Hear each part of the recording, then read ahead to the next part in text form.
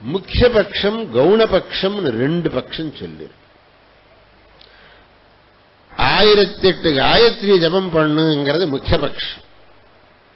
அது அந்த காலத்தில் பண்ணிட்டு இருந்த, திரிகாலங்களிலையும் பண்ணிட்டு இருந்தா அவளுக்கு அப்படி டைம் கிடைச்சுட்டு இருந்தது.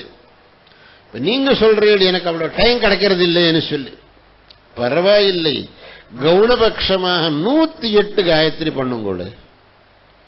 1008 பண்ண முடியல என்ன ஒன்னும் பரவாயில்லை, 108 பண்ணினாலும் போரும்னு சாஸ்திரம் சொல்லியிருக்கு. அதுவும் பண்ண முடியல எனக்கு 32வது பண்ணுங்கோள்னு சொல்லிருக்கு. நீங்க என்ன சொல்றீங்க, சந்தியாவனத்தை விடறதுக்கு ஏதாவது வழி உண்டான்னு கேட்கிறேன். அதுக்கு மட்டும் வழி கிடையாது, அது தீர்மானமா சொல்றேன். உனக்கு உபநயனமாயி விதிவத்தா உனக்கு பிரம்மோபதேசம் ஆனதுக்கு அப்புறம் நீ கடைசி முடிய சந்தியாவந்தனத்தை செய்யத்தான் வேணும்.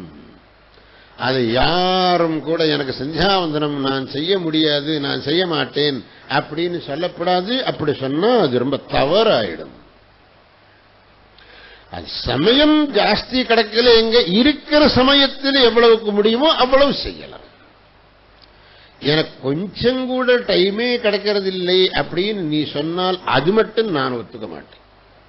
உங்களுக்கு டிவி பார்க்கறதுக்கு டைம் கிடைக்கிறது, பேப்பர் படிக்கிறதுக்கு டைம் கிடைக்கிறது, வம்படிக்கிறதுக்கு டைம் கிடைக்கிறது, சந்தியாவனத்துக்கு மட்டும் டைம் கிடைக்கிறது இல்லை. இது யாராவது நம்ப முடியுமா? நம்ப முடியாது.